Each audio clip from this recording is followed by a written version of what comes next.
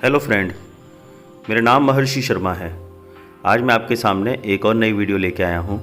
लेकिन video start करने से पहले मैं आपको बोलना चाहता हूँ कि आपको मेरी वीडियो अच्छी लगे तो आप इसे लाइक कर सकते हैं एंड मेरे चैनल को आप सब्सक्राइब भी कर सकते हैं, जिससे इसी तरीके की मेडिसिन से रिलेटेड इंटरेस्टिंग वीडियो आपको मिलती रहे। तो आज मैं एक और नई सिरप के बारे में बात करने वाला हूँ, जिसे हम ब्रोजेस्ट एलएस सिरप के नाम से जानते हैं।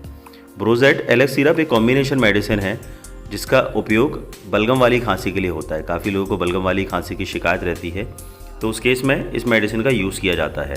एंड जो इसको मैन्युफैक्चर करती है वो एलेम्बिक फार्मास्यूटिकल इसको मैन्युफैक्चर करती है। एलेम्बिक फार्मास्यूटिकल इसको बनाती है एंड इसकी जो प्राइसिंग होती है वो 114 रुपये होती है।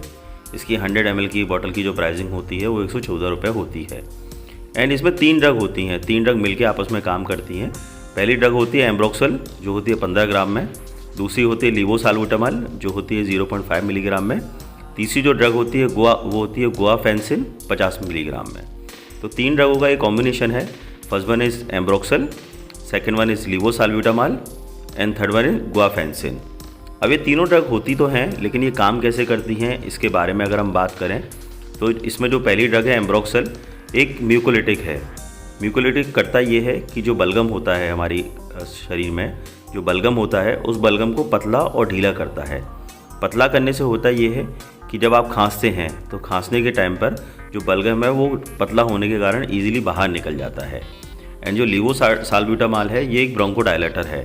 ब्रोंकोडायलेटर करता ये है कि जो हमारा वायु मार्ग होता है, हमारा जो वायु मार्ग होता है उसकी मांसपेशियों को आराम देता है। उसकी मांसपेशियों को जब ये आराम देता है तो जो हमें सांस लेते हैं वो सांस बहुत ईजिली हम ले सकते हैं। एंड जो तीसरी ड्रग होती है गुआफेंसिन, वो एक एक्सपेक्टोरेंट है जो बलगम की चिपचिपाहट को कम करता है एंड इसको श्वसन नली से बाहर निकलने में मदद करता है। तो जब ये तीनों ड्रग आपस में काम करती हैं तो उस केस में जिसको सांस लेने में समस्या हो रही होती है, काफ़ी लोगों को खांसी के टाइम पर सांस लेने में बहुत ज़्यादा समस्या होती है एंड उनकी जो खांसी के समय पे जो बलगम होती है वो भी बाहर नहीं आती है, तो वो भी एक प्रॉब्लम वाली बात है। तो ये तीनों ड्रग आपस में काम करती हैं एंड तीनों ड्रग आपस में काम करने के बाद जो रिज़ल्ट है इसका, वो रिज़ल्ट बहुत ही अच्छा रिज़ल्ट है, बहुत ही पॉजिटिव रिज़ल्ट है। तो आप इसको बहुत फ्रिक्वेंट बेसिस पर यूज़ कर सकते हैं। एंड अगर हम बात करें कि अगर मान लीजिए ये सिरप किसी डॉक्टर ने प्रिस्क्राइब की है एंड ये सिरप मार्केट में नहीं मिल रही है, तो उस केस में हम क्या कर सकते हैं? तो उस केस में इसके कुछ ऑल्टरनेटिव मेडिसिन हैं जिसमें कॉम्पोजिशन सेम होता है। यानी जो 3 ड्रग इसमें काम करती हैं वो तीनों ड्रग सेम होती हैं एंड इफ़ेक्ट भी सेम ही होता है।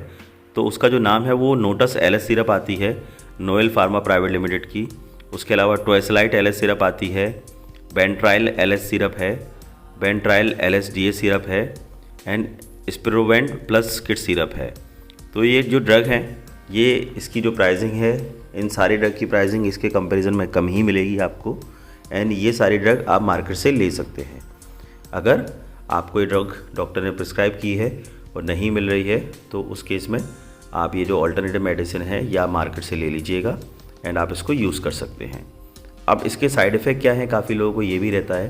तो इसके साइड इफ़ेक्ट में काफ़ी लोगों को जब ये सिरप आप ले लेते हैं तो उस केस में आपको सिरप लेने के जस्ट बाद आपको उल्टी हो जाती है, या फिर आपको नींद जैसा अनुभव होने लगता है, या फिर आपको पेट में भी दर्द हो सकता है। ये इसके बहुत कॉमन साइड इफ़ेक्ट हैं। तो अगर ये साइड इफ़ेक्ट आपको दिख रहे हैं तो आपको घबराने की ज़रूरत बिल्कुल भी नहीं है। अगर ये साइड इफ़ेक्ट आपको दिखते हैं तो उस केस में आपको कुछ टाइम तक का वेट करना है। कुछ टाइम तक के वेट करने के बाद ये साइड इफ़ेक्ट ऑटोमेटिकली चले जाते हैं। लेकिन फिर भी अगर ये मेडिसिन लेने के बाद आपको साइड इफ़ेक्ट ज़्यादा लंबे टाइम तक परेशान कर रहे हैं तो उस केस में आप एक बार डॉक्टर से ज़रूर डिस्कशन कीजिए, तो डॉक्टर आपको बेहतर तरीके से बता सकता है।